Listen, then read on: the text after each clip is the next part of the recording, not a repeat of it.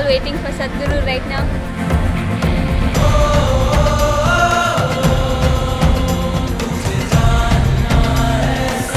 We are very thrilled.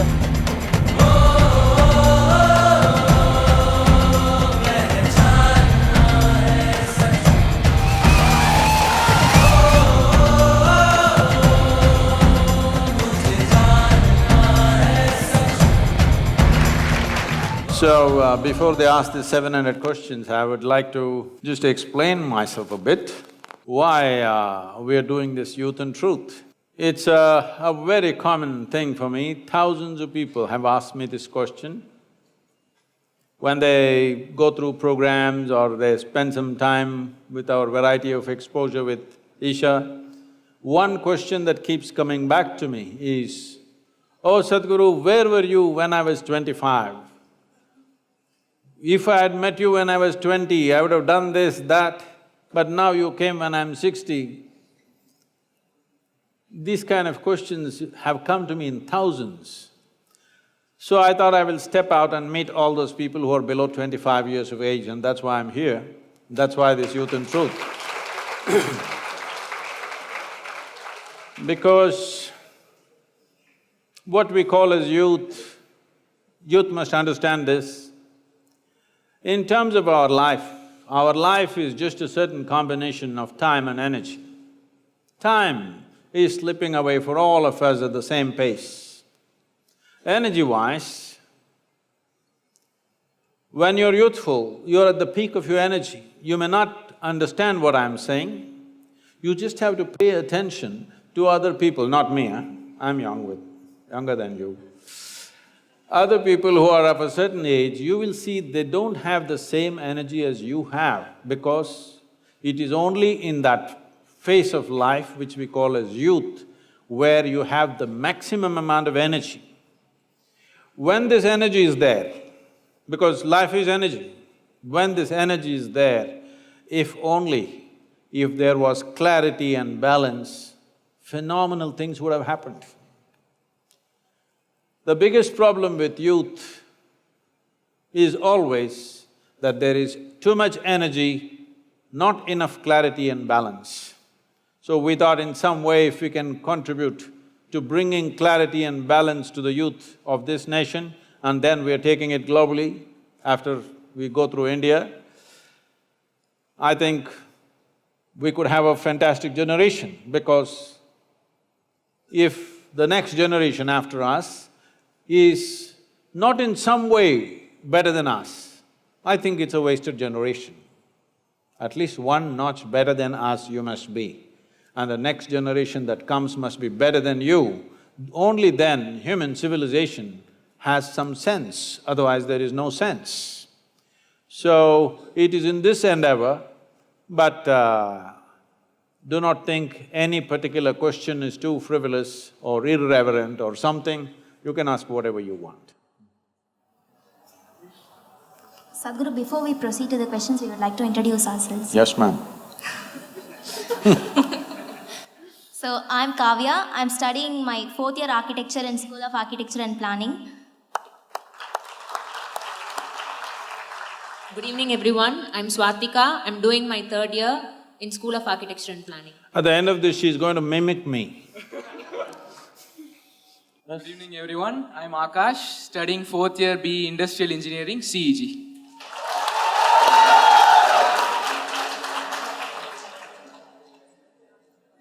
Proceeding to the questions.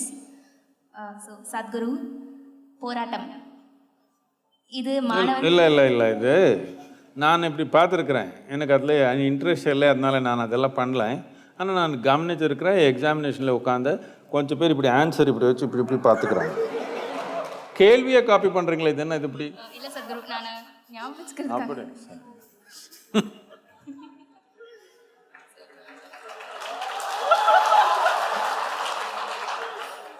போராட்டம் இது மாணவர்களாகிய எங்களோட ஒரு ஆயுதமாக நாங்கள் கருதுகிறோம்.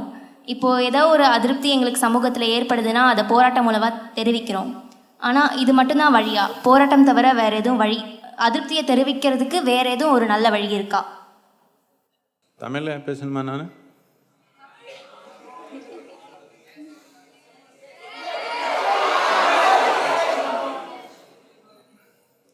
என் தமிழை கொஞ்சம் புரிஞ்சுக்கிறது கொஞ்சம் கஷ்டம்.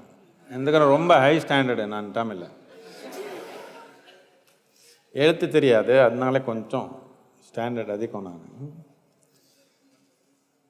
போராட்டம்னா தமிழில் என்னென்ன இருக்கோ அதில் சும்மா உட்கார முடியும் அமைதியாக, உணவு சாப்பிடாமல் உட்காந்துக்க முடியும், கல் வீச முடியும், பஸ் எரிக்க முடியும், யாருனால வெட்ட முடியும், எல்லாமே போராட்டம் தானே. எது பற்றி சொல்கிறீங்க? இப்போது கவர்மெண்ட்னே எடுத்துக்கலாம். ஏதோ ஒரு விஷயம் அவங்க செய்கிறது நம்மளுக்கு பிடிக்கலை, அவங்க செய்கிறது வந்து நிறைய பாதிப்பை ஏற்படுத்துது அப்படின்னும் போது அந்த விஷயத்தை ஒரு அதிருப்தியாக ஒரு நல்ல முறையில் யாருக்கும் பாதிப்பை ஏற்படுத்தாமல் நடத்துறது, அந்த விதமான ஒரு போராட்டம் தான் சொல்கிறேன். சரி, இது நம்ம ஜனநாயகம்னா இதில் பலவிதமான கருவி இருக்குது. எது நமக்கு சரின்னு தோணலையோ அது வெளியப்படுறதுக்கு பலவிதமான கருவி இருக்குது. அந்த கருவி செயல்படலைன்னா அது லீகல் கோர்ட்டு மூலமாக கூட போகிறதுக்கு வாய்ப்பு இருக்குது. ஆனால் நாம் எப்படி பண்ணுறோன்னா, நாம் யார் எதுக்கு கவனம் கொடுக்க மாட்டோம். அது கோர்ட்டுக்கு போயிடுது, யாரோ சண்டை போட்டுக்கிறாங்க, யாரோ ஒரு வெஸ்டட் இன்ட்ரெஸ்ட் இருப்பாங்க, அவர் தான் கோர்ட்டுக்கு போகிறாங்க. சாமானிய மக்கள் அதெல்லாம் கவனிக்கவே இல்லை, ஏதோ நினச்சிக்கிறாங்க. கோர்ட்டுக்கு போய் நமக்கு எதிர்முறையாக எப்போ வந்துடுச்சோ ஜட்ஜ்மெண்ட்டு, அப்போ போய் ரோட்டில் நாம் போராடுறோம். இது கொஞ்சம் சரியில்லை. என்னத்துக்குன்னா, கோர்ட்டில் ஜட்ஜ்மெண்ட் வந்தப்போ நமக்கு பிடிக்கலன்னு என்ன அர்த்தம் அப்படின்னு அடிப்படையான சட்டம் ஓடிக்கிறதுக்கு முயற்சி பண்ணுறோம். அது சரியில்லை. நாம் நம்ம சமூகத்தில் நமக்கு எது எது முக்கியமானது அது எல்லாமே நம்ம கவனத்தில் வச்சுக்கணும். ஏதோ சரியாக நடக்கலைன்னா அதுக்கு பலவிதமான படி இருக்குது ஜனநாயகத்தில். முதல்ல என்ன பிரச்சனை என்னென்னா, நம்ம இளைஞருக்கு நம்ம கல்லூரியில் நமக்கு ஒரு ஜனநாயகத்தில் நம்ம எப்படி ஈடுபடுறதுன்னு சொல்லி கொடுக்கல. ஏதோ 5 வருஷத்துக்கு ஒரு தடவை ஓட்டு போடுறதே பெரிய வேலைன்னு நினச்சிக்கிறாங்க. அதே போட மாட்டாங்க நிறைய பேர், அதே பெரிய வேலைன்னு நினச்சிக்கிறாங்க. அப்படி இல்லை. ஜனநாயகத்தில் பல நிலையில் நமக்கு ஈடுபடுறதுக்கு வாய்ப்பு இருக்குது. ஆனால் நம்ம கொஞ்சம் கவனமாக நம்ம சமூகத்துக்கு எது நல்லது எது கட்டுதுன்னு கொஞ்சம் கவனித்து பார்த்துருந்தா அந்த படி நம்ம எடுக்க முடியும். ஒன்றும் எடுக்காமல் சுப்ரீம் கோர்ட்டில் போய் தோல்வி போன அப்புறம் நாம் போய் ரோட்டில் ப்ரொடெஸ்ட் பண்ணிக்கிறோம். இது சரியான முறை இல்லை. அப்போ சத்குரு வேறு அந்த ஜனநாயகம்லாம் விட்டுருங்க, ரூல்ஸ் எல்லாம் விட்டுருங்க, அதை தவிர்த்து வேறு என்ன பண்ண முடியும்? மக்களால் எதுவுமே செய்ய முடியாத சூழ்நிலையில் இருக்கும்போது ஒன்று நாம் என்ன புரிஞ்சுக்கணுன்னா, ஜனநாயகம்னா எல்லாருடைய ஆர்வங்களும் இருக்குது. இல்லை என்னுடைய ஆர்வம் மட்டும் இல்லை, எனக்கு ஏதோ ஒரு ஆர்வம் இருக்கலாம், உங்களுக்கு ஒன்று இருக்கலாம். ஆனால் மக்களுக்கு என்ன ஆர்வம்ன்றது கூட பார்க்கணும் தானே. இந்த ஆர்வம் பார்க்கறதுக்காக தான் நாம் எலெக்ஷன் பண்ணுறோம். நமக்கு யார் வேணுமோ அவர் எலெக்ட் பண்ணுறோம். அந்த சிஸ்டம்ஸ் எல்லாமே நாம் கொஞ்சம் அப்படி லூஸாக பண்ணி வச்சுருக்குறோம். இதுக்கு நாம் ஏதோ அரசியல்வாதி அப்படி பண்ணுறாங்க, அரசியல்வாதி இப்படி பண்ணுறாங்க. நாம் தானே அப்படி இருக்கிறோம். நாம் ஜனங்கள், நாம் தான் நாயக்கர். இந்த நாட்டில் ஜனங்கள் தானே நாயக்கர். நாடு சரியாக நடக்கலைன்னா நாம் தானே.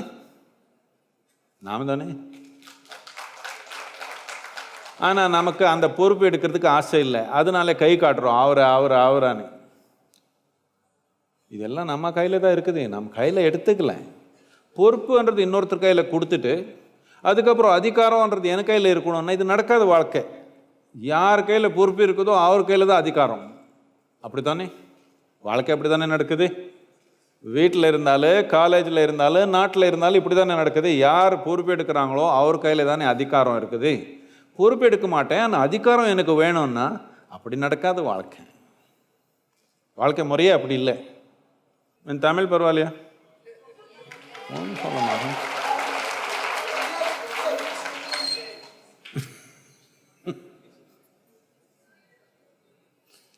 Anna University promotes a lot of sports. I'm also a sports person, a chess player. Whenever I play a game against a stranger, a person I don't know, I tend to bring out my full potential and play without worrying about the outcome of the game. But when I play against someone known to me, it becomes very hard to bring out that potential. What should I do to overcome this? Known to you means a known competitor or a friend? A known person. a friend. You don't have to win against a friend, it's okay. And anyway, if you're playing about a serious competition against an opponent, you must understand, the more familiar you are about his ways of doing things or her ways of doing things, the more enabled you are to defeat that person. So, an opponent should never be a stranger. Today all sports people are spending hundreds of hours watching videos of their opponents. This happened in the year 98, 99. Andre Agassi and Boris Becker played 3 games. Boris Becker beat Andre Agassi because he had such a… he was called Boom Boom because… Boris Becker was called Boom Boom because of the service. His serves were so powerful, there was no game. Every time he will serve and finish the game. Nobody returns the ball. So, Andre Agassi went back and studied hundreds of hours of Boris Becker's serves. Then he figured it out. Then in the next 3 years, he played 11 games with him and beat him on 10 of them. And I'll tell you what happened. After Boris Becker retired, they met in Germany, there's something called the Oktoberfest in Germany, they were there. And at that time, they were together and Andre Agassi thought, okay, anyway he's retired, now I can tell him. Because this bothered Boris Becker big time, nobody can beat him but this guy's getting at him. So he told him, see, I observed your videos continuously and I figured out that whenever you're serving the ball towards the boundary line, Boris Becker, if you know, when he's serving, his tongue sticks out a little bit. When he throws the ball up and comes down, his tongue sticks out. He said, whenever you're serving towards the boundary line, your tongue goes to the left. When you're serving straight, it comes out straight. I observed this, the moment your tongue sticks out to the boundary line, I was already there every time taking the ball. So, Boris Becker literally fell off his chair, he couldn't believe this. And he said, any number of times I went home after the matches and I told my wife, he seems to be reading my mind. But you've been reading my tongue. It's almost spoken. So, your opponent should be never unfamiliar to you. You must make him familiar. You must know him better than he knows himself. It's most important.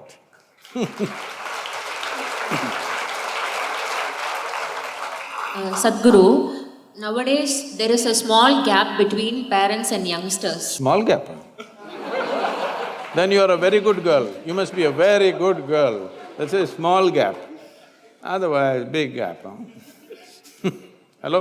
Small gap, big gap, huh? Big so நம்ம எல்லாத்தையும் parents கிட்ட share பண்ணுறதில்ல. அவங்க நம்ம மேலே எவ்வளோ அக்கறையாக அன்பாக இருந்தாலும் குறிப்பிட்ட விஷயந்தான் ஷேர் பண்ணுறோம். அதே நேரத்தில் இவ்வளோ கேரிங்காக இருக்காங்களே இவங்ககிட்ட இது மறைக்கிறோமே அப்படின்னு சொல்லிட்டு ஒரு கில்ட்டி ஃபீலிங் இருக்கும். So what can be done to bridge this gap between parents and youngsters? Oh. Well, it's a popular question, huh? See, are you doing something criminally wrong? It's something you must look at. Otherwise, as young people, you're doing something which you think is absolute secret, but parents did this 35, 40 years ago. Hello? They did. They were also thinking they are the first generation doing these things. So, one thing is, this is something I've been constantly telling the parents, see, stop being a parent. Nobody needs a parent after 8, 10 years of age. After that, people need a friend. Your parents should have become the closest friend in your life because When you have confusions and troubles, you want to go to the friend, not to your boss. So unfortunately, generation after generation, they make the same mistake that the moment they have children, because they have children when they don't know what the hell is happening with themselves, first of all. So they are also terribly confused just like you. Because they're confused, the only way is act forceful like a boss. And with this, the relationship becomes far away. Though it's not that there's no love, there is love, but there's no relationship. There's a strange relationship. There's a lot of love, but no relationship. Because relationship needs… See, love can happen within your heart. Love can happen because somebody is yours. But relationship won't happen without responsibility and inclusiveness. You have to include somebody, otherwise a relationship will not happen. So unfortunately, a whole lot of people fail to do this, but if they don't know, aren't you mature enough to do that? Why don't you do it? Reach out and make friends with them. Yes, initially they'll be surprised, but then they will love it. Yes, they will. Believe me, at least in India, for most parents, they don't know why the hell they're living after 35, 40 years of age. The only reason why they're living is for their children. For most of them it's so. They don't have a life of their own. Their whole life is, we're living for our children. So when it is like that, I think if they don't know how to make friends with you, you break the ice and make friends with them and tell them, and let's see. Whatever you want to tell them.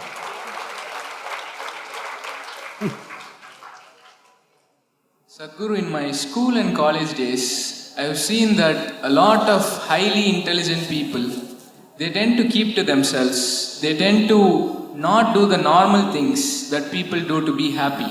Like, they don't go out, they don't chill, they don't party. They tend to just be concentrated in their work. But are intelligence and happiness tied in any way? See, there are many kinds of pleasures in life. There are physical pleasures, there are biological pleasures, there are intellectual pleasures, there are pleasures of deeper intelligence, there are pleasures of emotion, there are pleasures, enormous pleasures of consciousness. So, someone who is enjoying the pleasure of their intellect or intelligence, for them, what you think is chill in a pub or whatever doesn't make sense to them, because they're enjoying something else. Once you have come here as a human being, your biology is not the front end of your life. Maybe when you're 18, 20, you think so, but you will see it is not so. For every other creature, their biology is the most dominant part of their life. Once you come as a human being, there is an enormous intellect, there are other dimensions of intelligence, emotion, consciousness. So, some people can only enjoy what's physical, some people have intellectual pleasures, some have other dimensions of pleasures. So just because they are not doing what you think is fun, this doesn't mean they are not having fun, it doesn't mean you're playing chess. Somebody else thinks it's nonsense.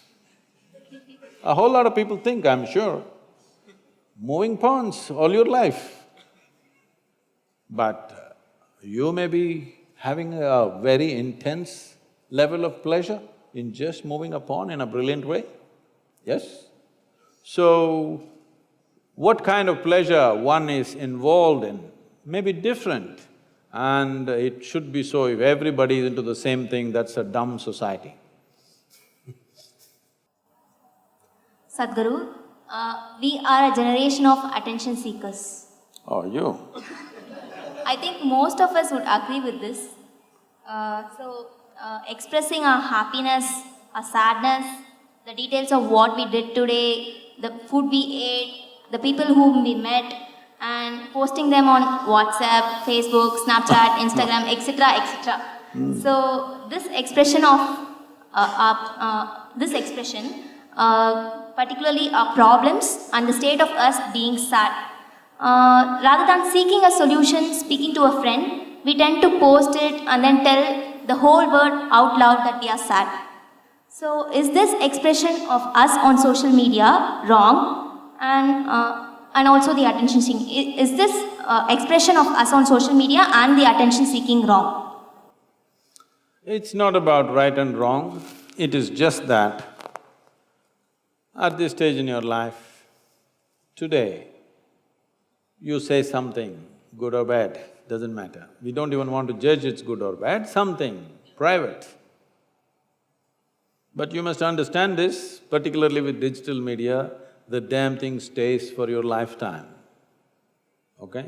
If you wipe it off your Facebook, somebody else will be storing it somewhere.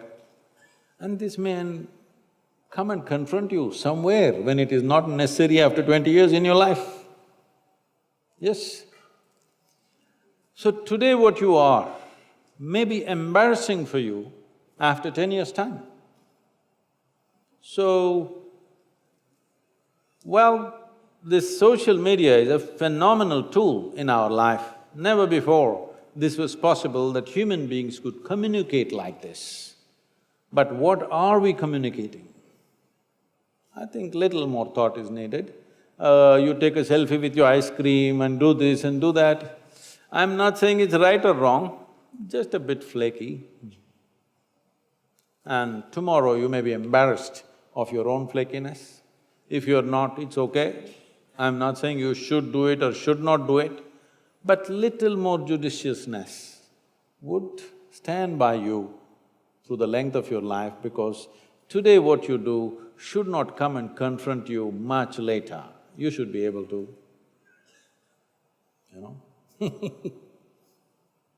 Sadhguru, when certain youngsters face problems or difficulties like failures, breakups, loss, etc., a few go for drugs or alcohol instead of solving the problem and finding solutions. So I want to know, what is that one hope a person can cling on to even when he is fully shattered from within? Oh, so many broken hearts here who are clapping their hands.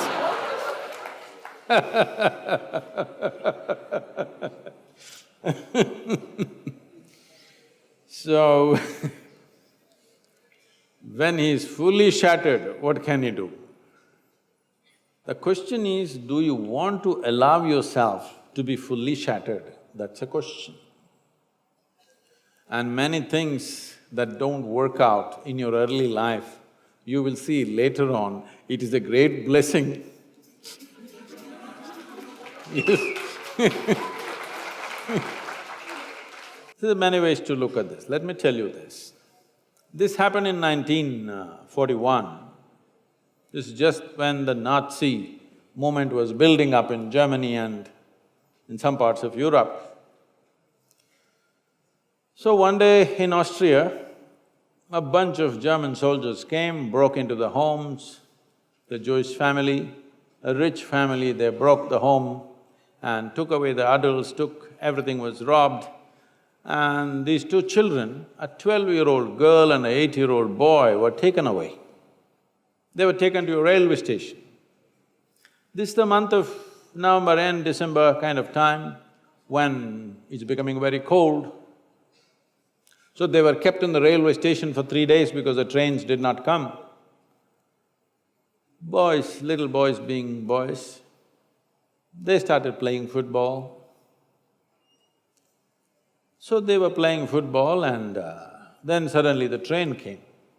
The train is not a passenger train, it's a cargo train, the goods train. So when the train came, the soldiers came and rushed everybody into the wagons which are there. Everybody got in and the little boy and the girl also got in, but the little boy forgot to wear his shoes. He left his shoes outside and they pushed him into the wagon. So without shoes he came. His sister, a 12-year-old girl, saw her kid brother coming without shoes and she got mad with him. She held him by the ear, boxed his ears, scolded him nicely, slapped him. He said, "You idiot, already we are in enough trouble, now you come without shoes." Because in Germany in winter, no shoes means you may lose your feet. So she's angry about that. In the next station, the boys and girls were separated.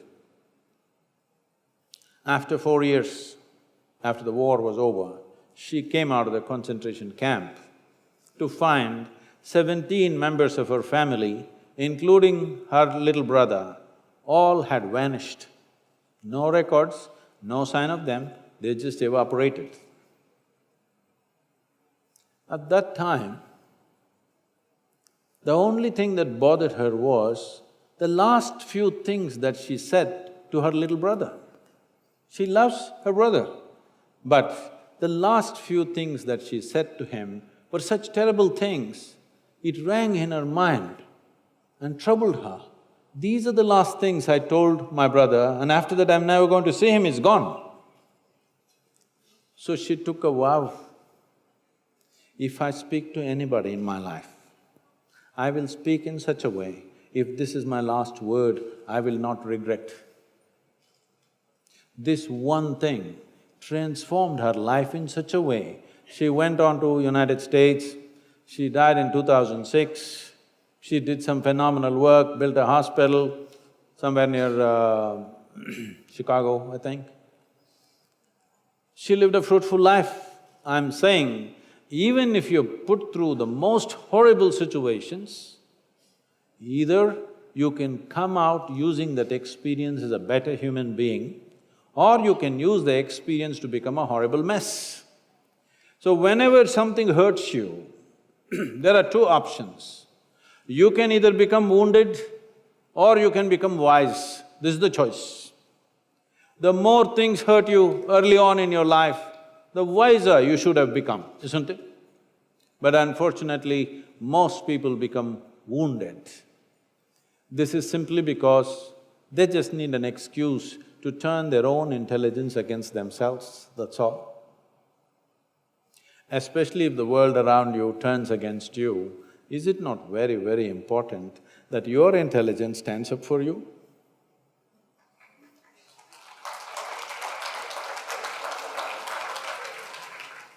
We are not really satisfied by the government's administration. I think most of us will agree with this. And so, for example, speaking of Chennai city, it has got a very beautiful landscape, but the city's sewage system and the waste management system, it's a problem. It's an issue that has to be addressed. It's the responsibility of the government to frame a system that works well. So it's our responsibility now when we become the future leaders. So what should we do that the present leaders lack, and how can we improve from them, and how can we be better leaders? Oh, I thought you asking me a politically loaded question, but you softened it up very nicely. Yeah, I'm not trying to be playing with words, but fundamentally we must understand that in many ways, we only get the leaders we deserve. This may be hard to digest, but that's the fact. I'm asking a simple question. How many of you ride a motorcycle or drive a car or something? Hello?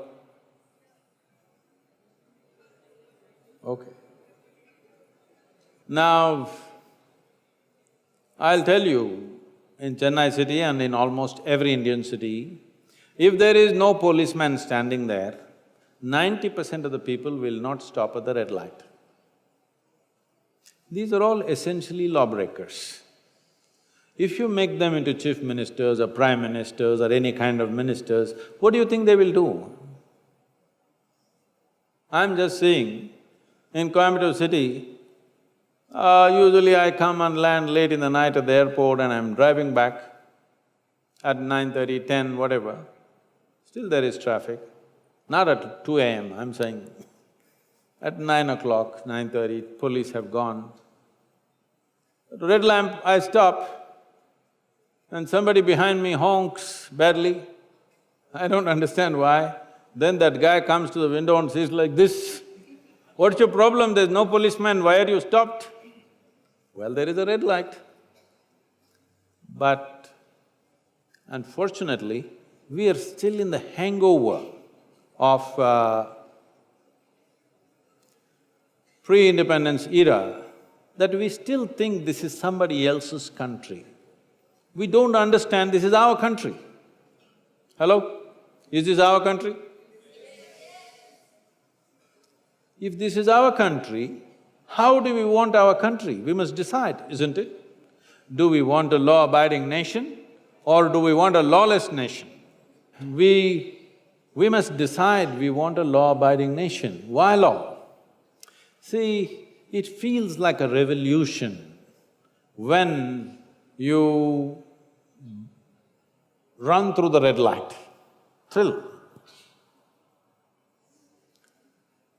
Feels like a revolution where there is no entry and you boom, you went through and you passed through. Everybody screamed at you but you went off, boom, feels like a revolution. But if everybody in the town does the revolution, we will pick you up at the morgue. Yes? Yes or no? Only you are breaking the law, it looks like a revolution. If all of us break it tomorrow morning, you know what will happen? So, this maturity is yet to sink into the nation. We still not owning this country as ours. We're always pointing fingers at somebody. Yes, those who are in the administration are supposed to do their jobs, I'm not saying no, but who put them in that place?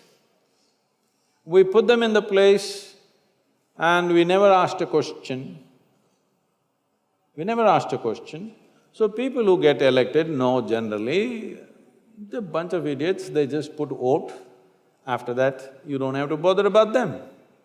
We are not showing that we are responsible citizens, that we want our country in a particular way and we will follow these things. That is not there yet, we need to build that. The younger generation needs to bring that forth, that we have a certain regard and love for our nation and we want to live in a wonderful country. Everybody wants to escape to another country. Why? Because you messed up this nation and you want to go somewhere else and mess it up too? No.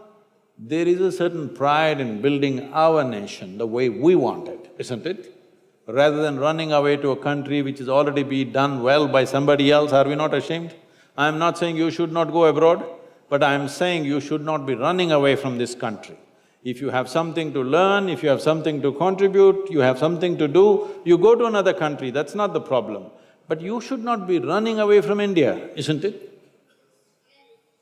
You should not be running away from India because that means you're a shameless person. You mess up everything here and you go there. No, let's make this into a great nation, why not? We are supposed to be the youngest nation on the planet. Nearly 52 or 53% of the population is below 30 years of age, with so much energy, with such young people, which no nation has. Can't we transform this nation in the next 5 to 10 years?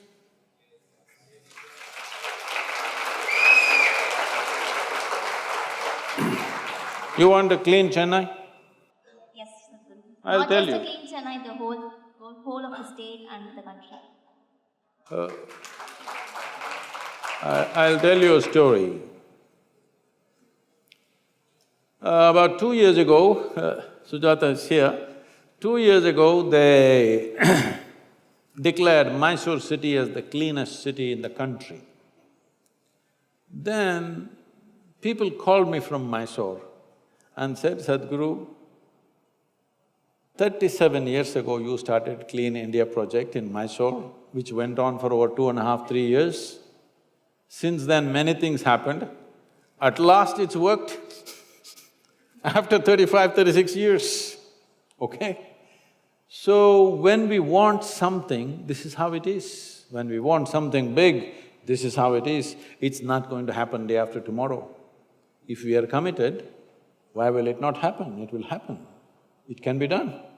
You tell me your Anna University, how many people are there, how many students? About 10,000 10,000? including all the campuses. Okay. You give me 5,000 people. You know what? 5,000 people just for 25 Sundays in a year.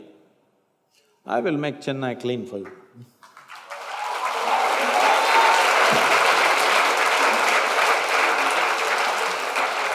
But getting that 25 Sundays from 5,000 people, you will see how much trouble. Really? You and me start off with a broom, they will go to the cinema Sunday afternoon. This is the problem with the country, we need to change this. This is what my whole work is, to produce those committed people.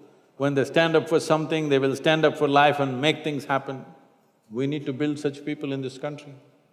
Sadhguru, adding to this, so the whole thing, I think I'm perceiving it as it's our responsibility. So the word responsibility, I think it's not yet instilled in our minds. So how to make everyone how to make everyone learn that we are responsible for our nation, we are responsible for our actions and whatever we are doing. See, this is very fundamental. If we do not understand this one thing, then we are messed up. One reason why we are messed up is because one thing is there are political activists who are always telling you, somebody else, the chief minister, the prime minister, some other bureaucrat, these people are responsible. And there are nice, pious, religious people, they all think God is responsible. Both these people are unfixable. Essentially, the movement that we call as inner engineering is essentially about moving the world from religion to responsibility.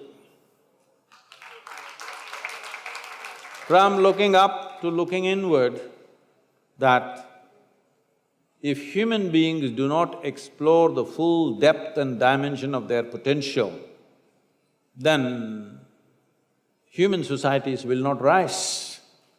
This is a culture, this is a nation which has produced phenomenal human beings in the past, incredible human beings, geniuses, not one or two, in hundreds. But today, we are struggling for various reasons. One fundamental thing is we've been an occupied nation for too long, we become subservient, we don't see that this is our country, we are responsible for this, we still think we can blame somebody, there's nobody to blame. It's our nation. There are no English people. If the English people were here, we could have said it's because of these people. They are gone. If we make a mess out of it, it's ours. If you make a fortune out of it, it's ours. Sadhguru, people who are different in society, who take the road not taken, they are berated by society and hated. They are not accepted by the normal people. These people end up achieving in their lives, but they have to face a lot of problems along the way. Do we need a change at a societal level or an individual's level? See, if you're different, if you think you're different, I look very different from all of you. If you think you're different, first thing you need to understand is you learn to respect other people. They are different from you. But you think they're all bunch of idiots and only you are brilliant. Now they will trouble you, for sure, and they should. Hello? The moment you're a little different, you think you are the only brilliant guy here and everybody else is an idiot. So you think they will let it pass? They will make sure you pay the price, and you should. So I'm saying, especially if you think you're different, it's very important you learn to respect everybody else for what they are and learn some humility. Already you're a freak. When you're a freak, you must be a little, See, that's why I'm always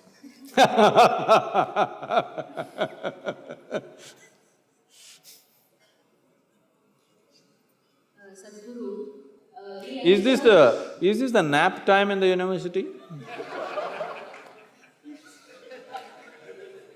No, usually in kindergarten, this time, this hour is usually paal kudichittu. I'm asking you guys. Sadhguru, we youngsters nowadays have less control over our emotions. So how to react in situations where our beloved or close ones betray us?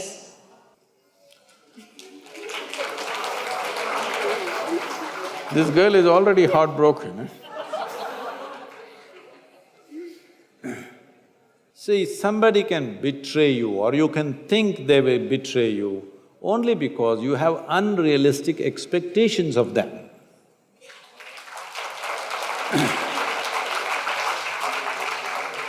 Well, if they do what they want to do, why do you think they have betrayed you? They're doing what they want to do, you must respect it. If you say, they're beloved to me, I love them. If you love a person, should you let them do what they want to do or should they do what you want them to do? No, for most people, love means you must do what I want. No, love means they can do what they want and we will love them, isn't it? No, you have this thing that if I love you, you must listen to me. No, if I love you, I want you to do what brings joy to you, isn't it? Understand the concept of your beloved. But Sadhguru, I have a doubt regarding this. What if our loved ones are going in a way that's not good for them and we want to correct them and that's why we are telling them? Then you should have been the mother.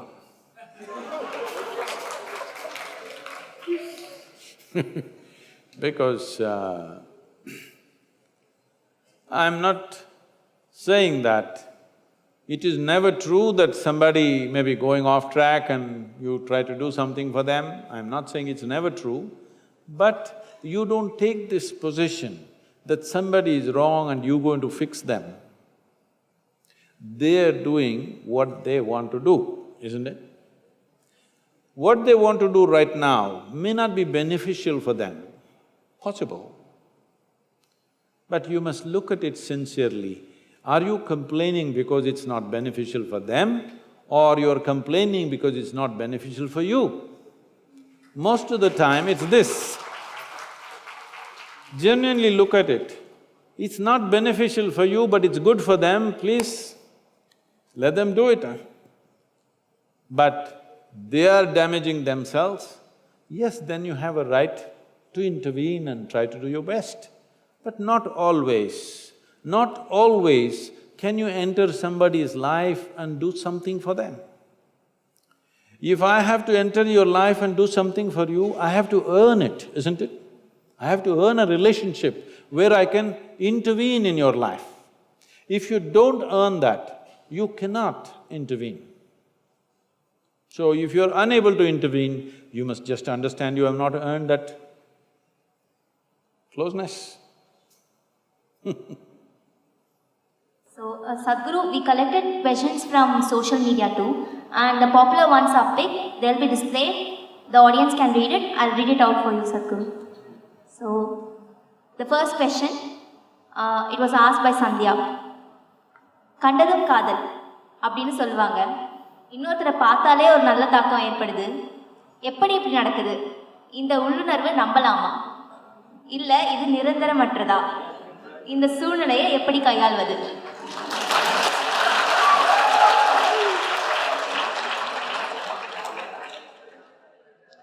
It means you're in a hurry. It means you're in a big rush. Well, you must understand this. There are many aspects to this, but these terminologies come from another time. Love at first sight is what you're talking about, right? Am I right? Yes. Love at first sight was happening very commonly at one time when the opposite genders would not have seen each other on a daily basis. You only got to see the girl when she was… this is the English scene I'm talking about, when the girl got into the carriage with her parents and you just looking and she just looked at you like this, boom! Thunderbolt. Now she's walking with you, talking with you, studying with you. Now it'll take time.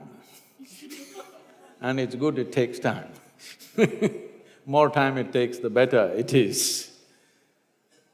So, these kind of terminologies come from another time when there was no exposure between genders. The first girl you saw, boom! So, you may be drawn to a certain person, that is a different thing. But these things are essentially lack of exposure. If you have sufficient exposure, you will see, you will look at somebody carefully and you don't go boom like that. You'll take your time and it's good. It's good that you take your time to form proper, strong relationships that'll last. And see, you make a relationship in life because somewhere you think two is better than one, isn't it? Two may be better than one for you, but you may be a nuisance in the relationship. Yes. So, before you form any relationship of some gravity in your life, first thing is, just look at this one. Is this one good enough for everything in the world? Because youth is a time when you must build this one. Don't be in a rush to live. Don't be in a rush to live when you have to grow. In Tamil Nadu, in southern India, there is a certain wisdom among the farmers, mango farmers especially. If you plant a mango sapling, within 12–14 months when the season comes, it'll flower. But you will see farmer will go judiciously plucking off all the flowers, because if you allow it to fruit, it will come out with one or two fruits in the very first season. But if you do that, that particular tree will never grow to full size. So first 3 years, all flowers are taken off. Only when the tree has become strong enough, you allow it to come out with a fruit. So there is a time to grow and there is a time to live. Too early if you try to live, then you will see growth will not happen, because growth happens at a certain time very easily. Later on, not that it cannot happen, it'll become more difficult because life will engage you in many different ways. So when you're young, when you're studying, this is the time to grow on all levels, physically, mentally, emotionally, energy-wise. You must maximize yourself. Then you try to live. If you try to live too early, you will not become of much substance. If you're not of much substance, the person that you hold relationships with, if they grow well, they will look at you and wonder, why did I get trapped with this one? Yes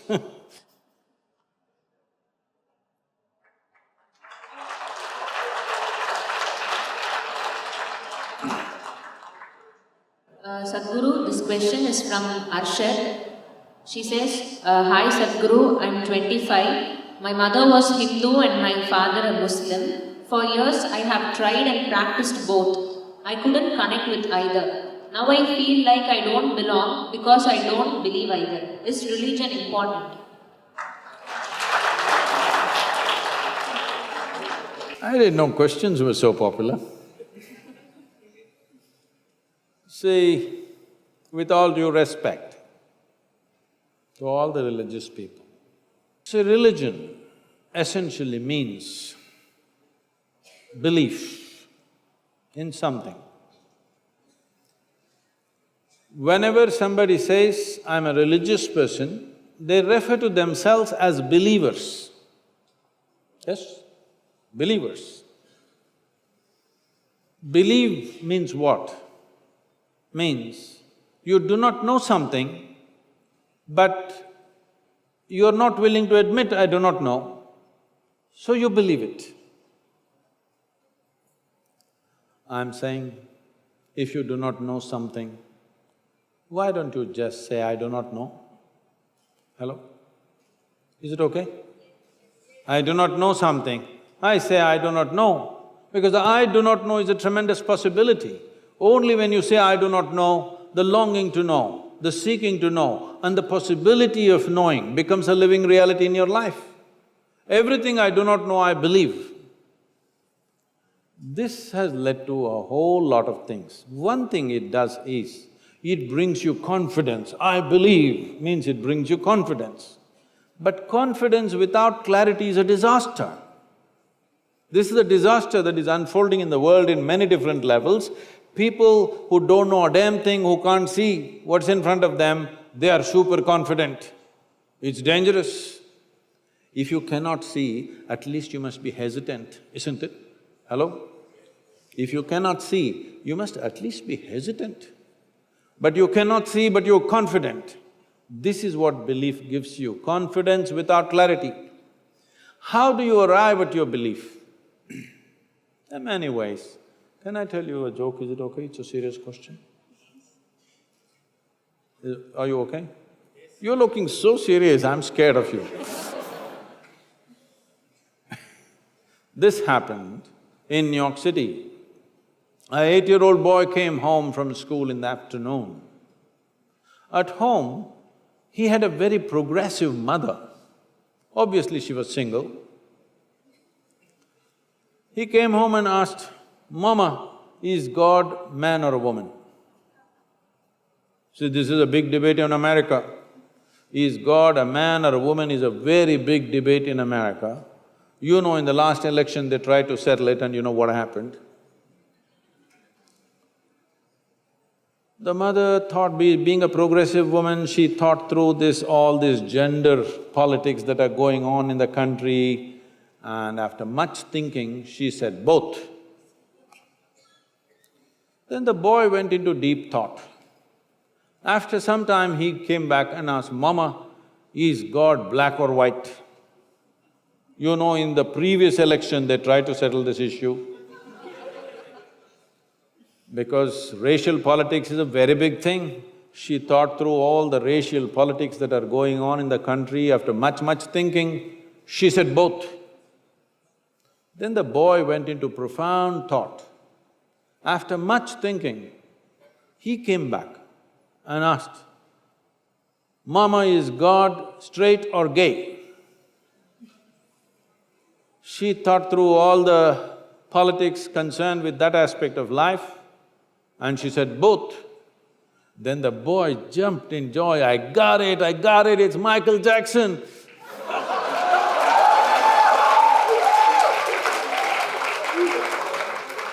I don't know how you arrived at yours.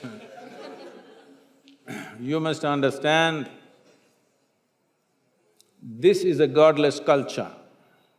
In this culture, we always told you, your life is your karma. Yes or no? You've forgotten? In this culture, we always told you, your life is your karma. This means, your life is your making. There's nobody managing you from there.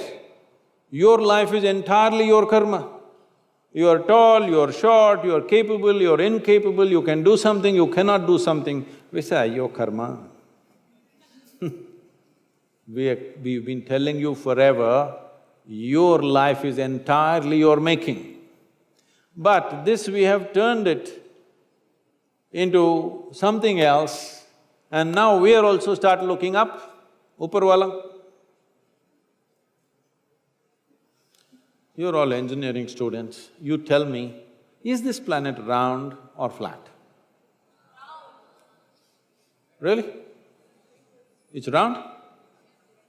Some of you saying no, this girl. Is it a round planet, I'm asking you? Yes. Is it spinning? So, you're not even on the North Pole, you're at this Chennai. Here, if you look up and the planet is spinning, you're inevitably looking up in the wrong direction. Hello? You don't even know which is up. In this cosmos, do you know which is up and which is down? Hello? Is it somewhere marked this side up? Can you ever figure out which side is up in this cosmos? No. Then you're looking up at what? When you do not even know what is up, how do you know who is up?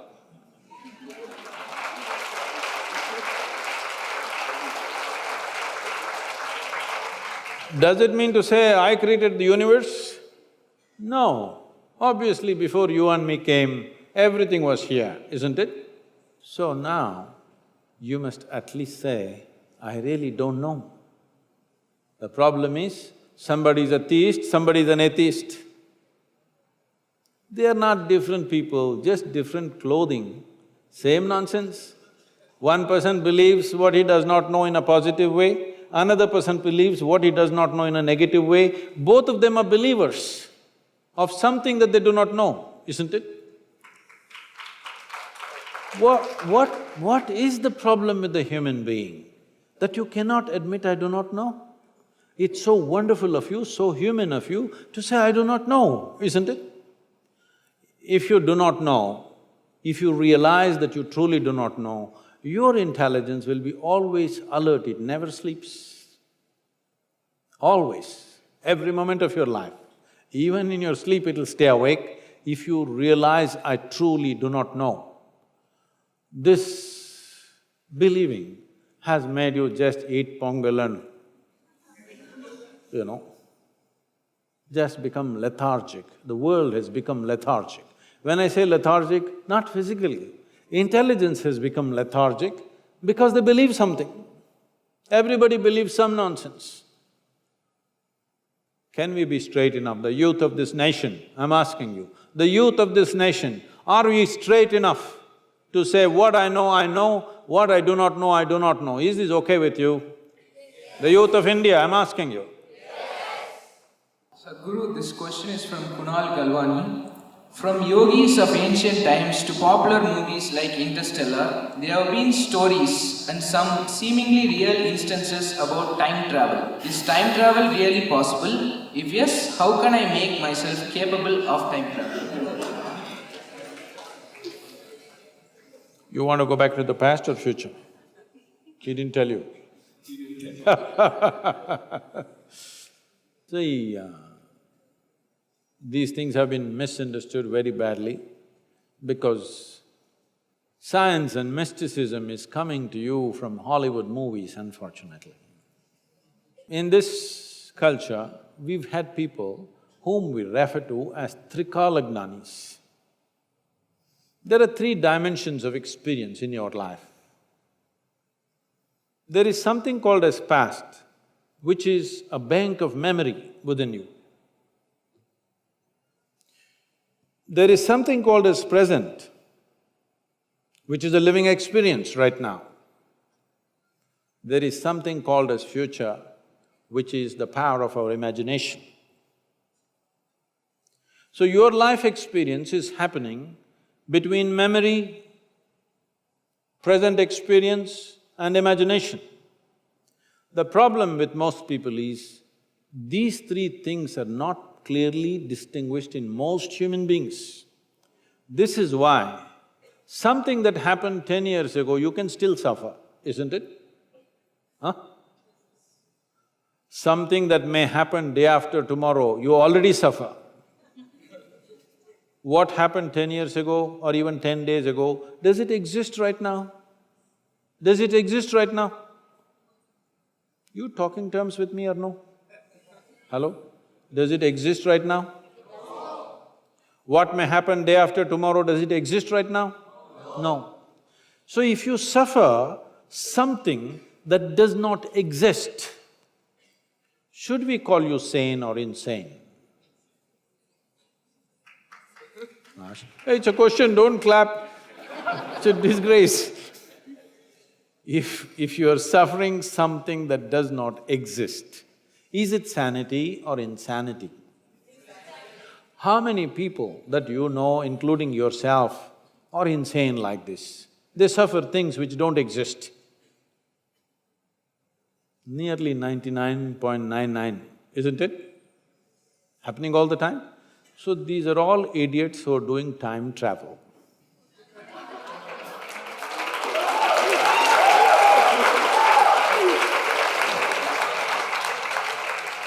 Time in the yogic sciences, modern physics always grapples with these two dimensions, time and space, or space and time, that's how they refer to it. In yoga, we call this kala. The word kala, even in Tamil, means time. But kala also means emptiness. Kali. Tamil சொல்றீங்களா காலி? அது வேற. காலியா இருக்குதுன்னு சொல்றீங்களா? வெறுமையா இருக்குதுன்னு? Kali. Kala means darkness. Darkness means nothing is there, no light, no nothing. That is empty space. Kala means time. So we are using the same word for time and space. We just have a distinction called Kala and Mahakala. There is time which is caused by revolutions of physical dimensions of life. When I say revolutions of physical dimensions, everything that's physical is in a circular moment. Whether it's an atom or it's a whole cosmos, everything is in circular moment. The planets, the universes, everything. Everything that's physical essentially is in circular moment. So this is Kala, the time that you know because of rotation of physical objects. If the planet spins once, we call it a day. If the moon goes around, we call it a month. If the planet goes around the sun, we call it a year. This is the only way you know time. So time that you know is only by cycles. There is a time which is beyond physical nature, which is not because of circular motion of physical objects. This we call as Mahakala. Mahakala includes the space also. Generally in modern physics, the general understanding is because there is space, because there is distance, there is time. If you want to travel from point A to point B, you need time. But in the yogic sciences, from our experience, we see it like this, because there is time, there is a possibility of space. It's very beautifully put by Adiyogi, over 15,000 years ago. When these seven sages, his first disciples, asked him, what is the nature of this cosmos? Where does it begin? Where does it end? How big is it? He laughed and he said, your cosmos, I can pack it into a mustard seed. Very efficient packing, isn't it? He said, this entire cosmos, I can pack it into a mustard seed because it is only a consequence of time. The space and the distance is only a consequence of time. So we call people Trikalagnanis, and we also call people as Akalagnanis. That means timeless people, people who are timeless. Timeless means what? You're sitting here right now. If I make you sit here for another 6 hours, no, it doesn't take that much for you. If I make you sit here for another 2 hours, Sadhguru, at least water. Okay, drink water. Drink water means Sadhguru. That calls, okay, go and come. Another 2 hours, Sadhguru. Okay, we give you that. After that, you don't ask permission. Your body is cycles of time, isn't it? You don't have to look at the watch. If you observe your bladder, you know how much time? Yes or no? It's keeping time. So, your sense of time right now is only because of your physical identity. If you can sit here without any sense of body, then you don't know time. You've heard of people who sat for hours on end, days on end.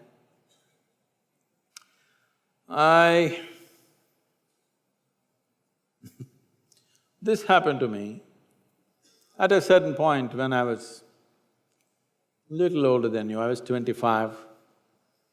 I just sat in one place and suddenly I did not realize time. I thought it's 10-20 minutes, about 4.5 hours had passed. And I was like blowing with ecstasy. Then they started happening more often. If I just sat in one place and I think it's 2 minutes, hours, 7-8 hours have just passed away. One day I sat down and I thought it's maybe 25-30 minutes.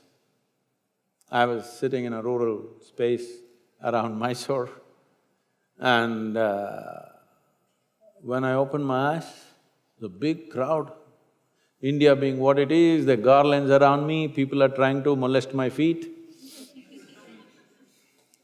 And I said, where the hell did you come from? Then they say, you've been sitting here for 13 days. I thought it's only 25-30 minutes. Only when I tried to open my legs, I found my knees were locked up. It took a lot of effort to straighten them. But in my experience, I thought it's only 25-30 minutes. But when I say this may be a little difficult to grasp. But have you noticed, on a particular day you were very joyful. 24 hours, poof, went off like 10 minutes. Is that so? Another day you're a little depressed. 24 hours feels like a lifetime. Yes or no? Time is a very relative experience. People say, how long a minute is depends on which side of the bathroom door you are. You go there and knock and they say, hey, just 1 minute, wait. 1 minute.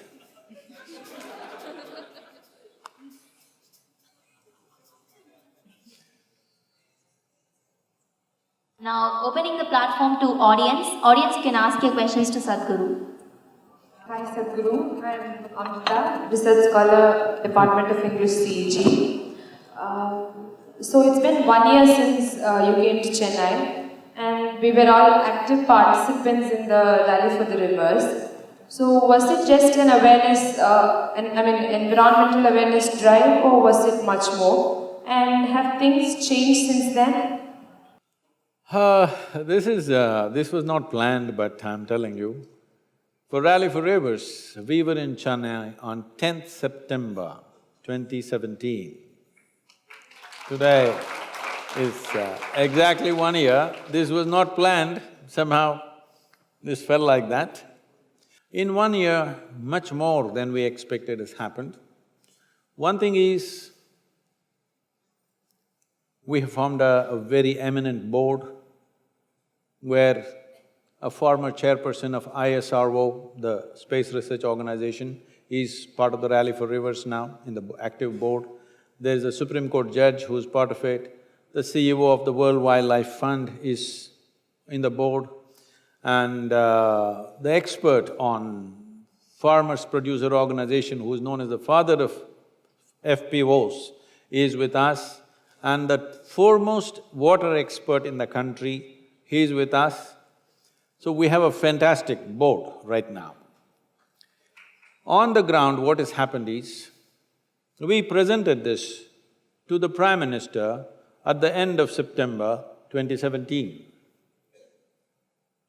I presented this document, which is about 760 pages of recommendations of different things that needs to be done with our rivers. I presented this to him around 6:15, 6:20 in the evening. At 11 o'clock next day morning, our office gets a call from the Prime Minister's office that they want a soft copy because Prime Minister has already formed a special group to address these issues. I thought, this is quick for a government. Then I requested that this should not go to the Environment Ministry. This must go to the economic planning body called Niti Aayog right now. Why I said this was, in the Environment Ministry there are any number of files like this will become one more file. The uniqueness of Rally for Rivers is that it's an economic policy with an ecological impact.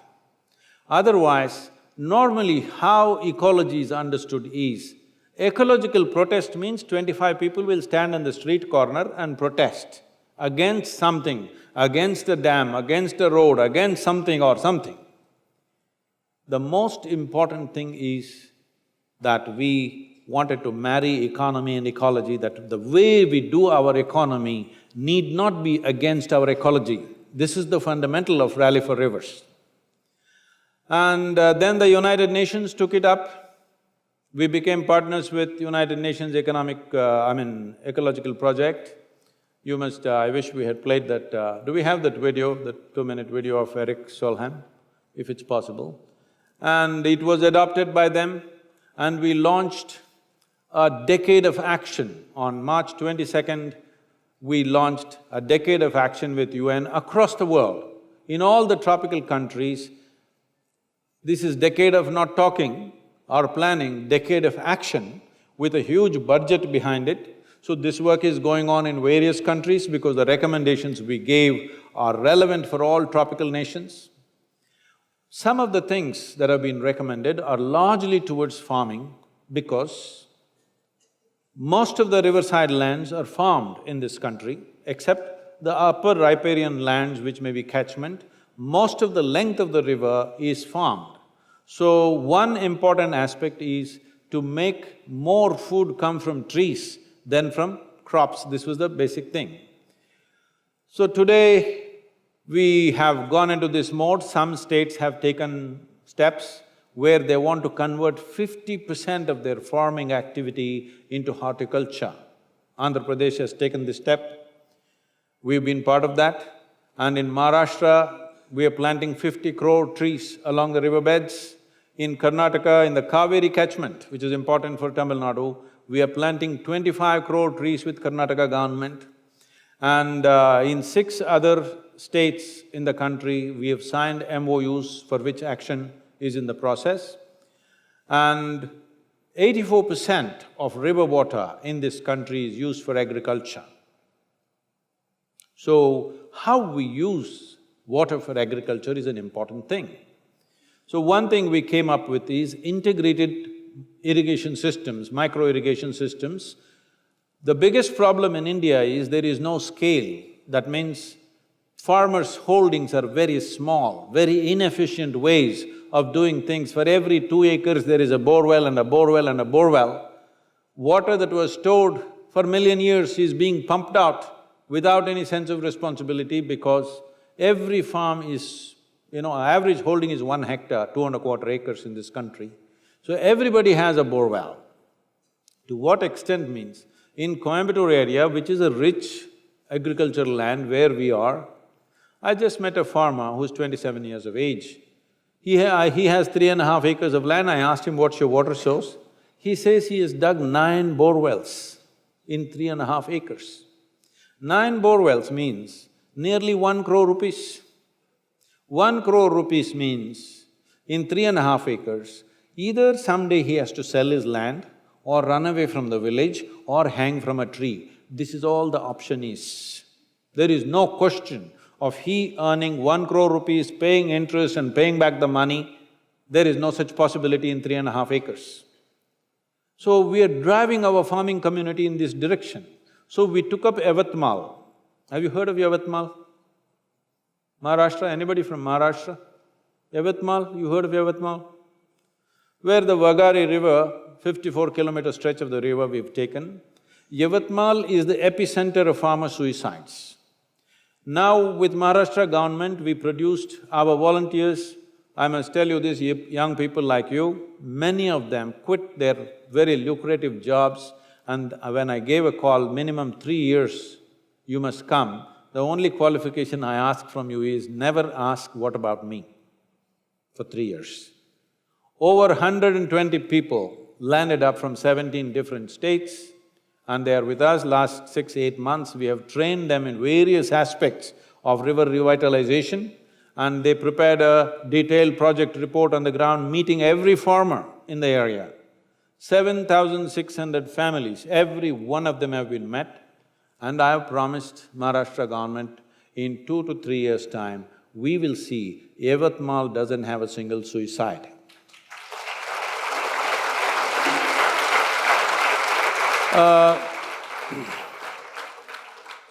This is not by talking to them, not by giving them spiritual teaching, simply by enhancing their economic possibility. Very easily we can multiply their economy.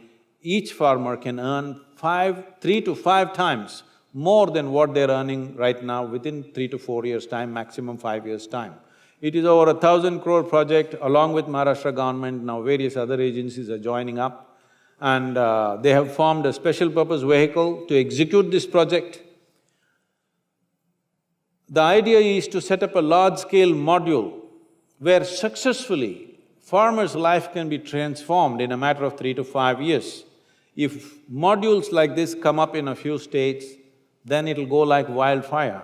Right now, we are looking at creating one module in the south, one module in the north, so that people can see there is economic success. Any amount of preaching and teaching is not going to work if we make an economically successful module which will also preserve our ecological wealth that we have in this country. That is the only way forward, and we have done this in small scale in Tamil Nadu and various other places, but now we are going for a major model there in Maharashtra.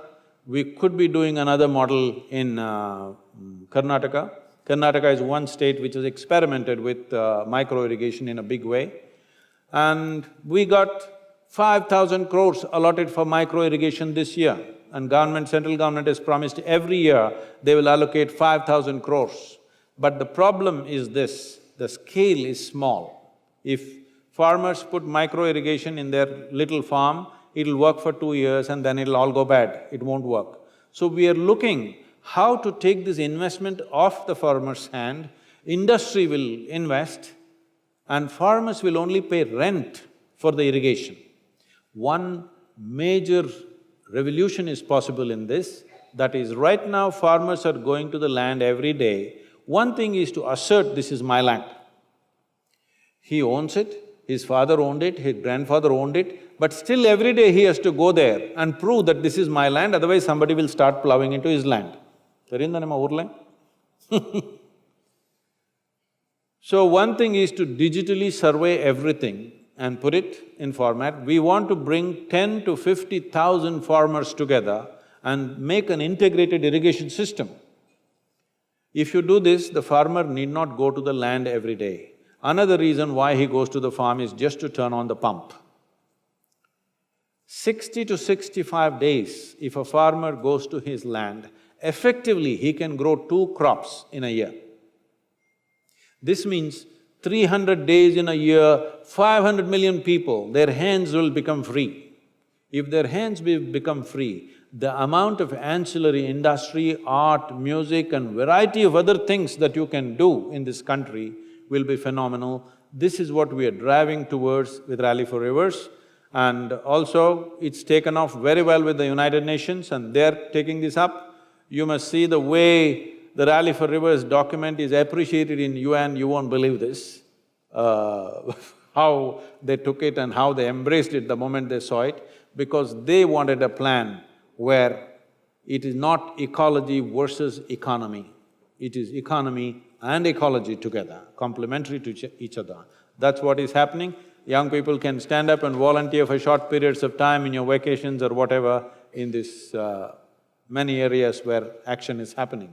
Next year, if things go right with the Karnataka government, the political instability, if that thing goes well, probably in the next monsoon, we will be going for a major plantation in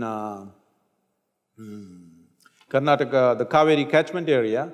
It'll be very nice if Tamil people, young people from Tamil Nadu come there and volunteer and work in Karnataka, because the river belongs to the people who live along the river. It doesn't matter what language we speak.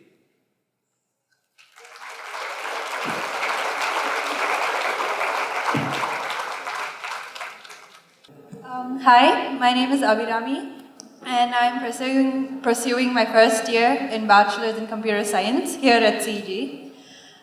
So my question is, all of us here have been through more than 15 years of education, but I haven't found an application or use for many of the things I've learned.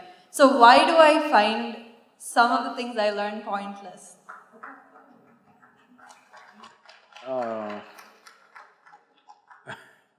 No, that should not be happening in an engineering college. I can understand that in a high school. Most of them are pointless. But in a technical school, that shouldn't be happening. But the important thing is our education system. I wouldn't say that so much about the technical schools like this, but largely our education system was created just to provide clerks for Her Majesty's service. There was no imagination behind it. Obedience was the most important aspect of our education system. This is why you have to just mug up a whole textbook and puke it there, and that's what's supposed to be excellence in education. I wouldn't say that about technical education, I think it's different. So, right now, we wrote a policy on textiles in India, we wrote a policy on the rivers and agriculture. Right now, we are busy writing a policy on education. Of my constant push, recently government announced that in future, in the schools, only 50% of the time in school should be focused towards academics, rest should be focused towards sport, art, music, craft and variety of things. If you do not know this, this was announced just about a month ago. But announcement is fine, but the schools are not equipped to shift. Our schools are made like this. There is a whole lot of… I always said, as much as math and science, there must be that much of music, art, variety of other things. Our schools are managed like this, but that's a small number. Right now, we have convinced the government and government has announced, central government has announced this, but to implement it on the ground, it's still far away because it needs infrastructure, it needs human infrastructure, it needs physical infrastructure, training and various things which are yet to happen in this country, it'll take time. But at least that intention has come, and we are seeing how schools, academic part of the school for a whole lot of children should not be more than 3 to 4 hours a day max. 3.5 hours is all I'm thinking about. Rest of the time, they must learn other things. Right now, we have created a nation where if a farmer's son goes to the farm with his father, father can be arrested for child labor. Yes, really. If you take your child to the farm and both of you are working on the land, people can come and arrest you because you're doing child labor. There is something very dangerous growing in the country. We've looked at this, we've kind of asked so many people. Today, if you ask the farmers in the land, are there people who your parents are from the farming community? Are there children? Only 1 or 2. If you ask any farmer in the country, how many of you want your children to go into farming? It's just 2 to 4%. So in another 25 years, when this generation passes, who is going to grow food in this country? I want to know. You may have technical knowledge, you may do an MBA, you may have various things.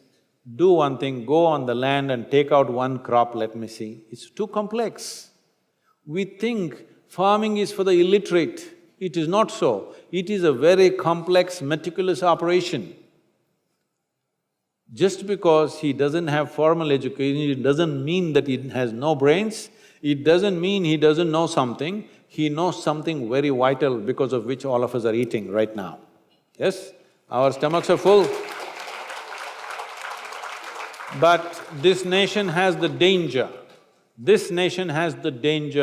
of not being able to grow its own food in the next 25 years. So, we are looking at how only a certain number of children need to go into academic education. Others need to learn other skills and variety of other things to do in the country for their own well-being. Not everybody's brains are made for academics, they simply suffer their academic life, a whole lot of them. Some of them have great joy in academics. A whole lot of them suffer their academic thing and the examinations and studying.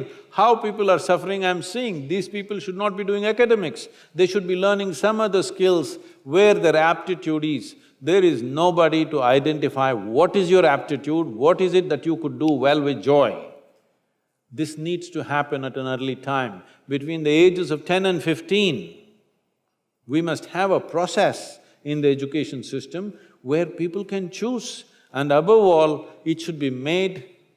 right now the problem, one reason why everybody wants to go to medicine or engineering is because there is a social prestige nonsense. An electrician or a carpenter must have the same prestige that a doctor or an engineer has. Only then education will get leveled out. Above all, a farmer must have a higher place in this society than any of us. He's feeding us. Sadhguru, can you have one last question or? I'm okay. You may run out of questions, but I don't run out of answers, so I'm okay.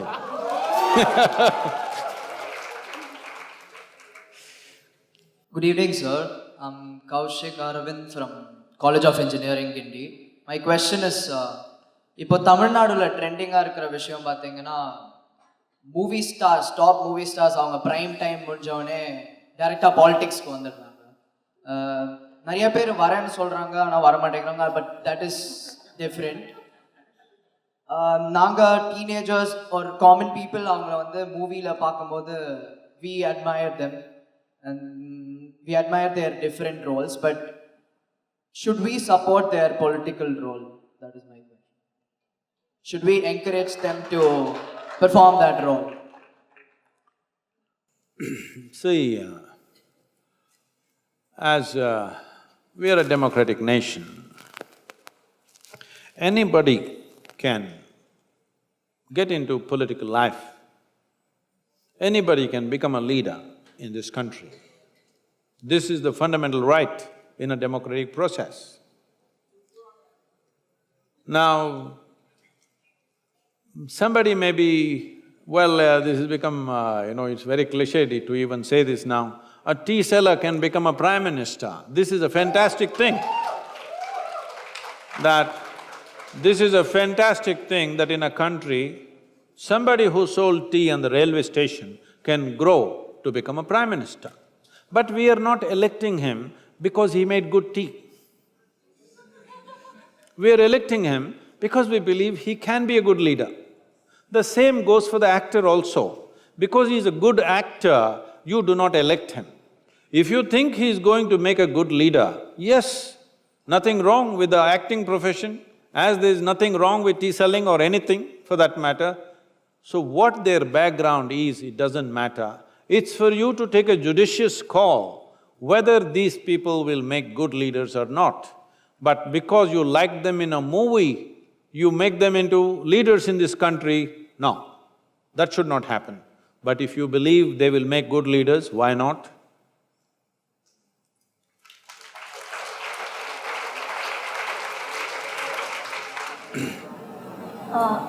Thank you, Sadhguru, for answering all our questions. We feel privileged to have got answers from you, and there's a lot of clarity that we have now. It is… The spark you ignited in us will be carried on, I'm sure, and people will learn from this. Oh, carrying a spark is no good. If somebody gives you a spark, you must burst into a flame. Only then it's worthwhile, the spark, isn't it? If you carry just the spark, what's the point? Anyway, all of you, I want you to understand one thing. We are at a phenomenal time in terms of technology, in terms of empowerment that human beings have. Never before humanity was as empowered as it is today. Yes or no? Never before. But are we going to turn this empowerment into something phenomenal, or are we going to waste it, using it for ridiculous things, the same technology and the possibilities?